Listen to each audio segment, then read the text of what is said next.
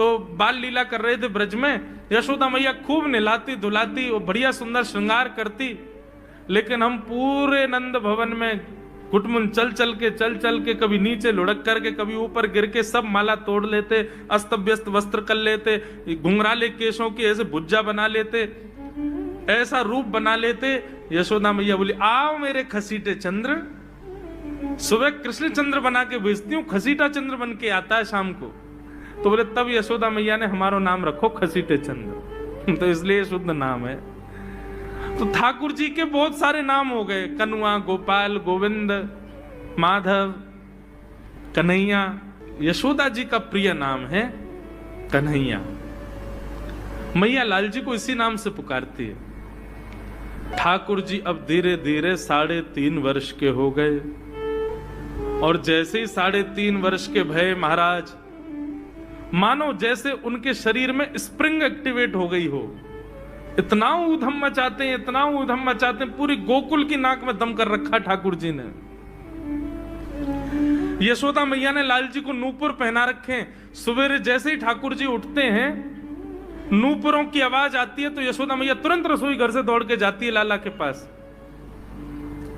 लेकिन ठाकुर जी इतने चतुर हैं, यमुना तट पर जाते हैं और नूपुरों में बालू भर लाते हैं कि कल नूपुर आवाज नहीं करेंगे, सुबह उठ के हम घर से भाग जाएंगे कहीं और, मैया को पता ही ना चलेगी। ऐसा उधम मचा में अब ठाकुर जी वो लीला कर रहे हैं जिस लीला पर देवताओं को भी विश्वास नहीं हो रहा है।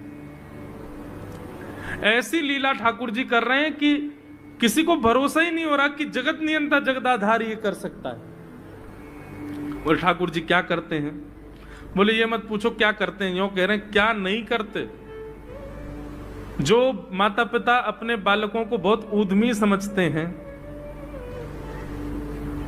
बहुत बड़ी कृपा है ठाकुर जी की कि आपके घर ठाकुर जी जैसे ऊधमी बालक नहीं है। ऊधमों के सिरमौर हैं ठाकुर जी। कैसा ऊधम मचाते हैं?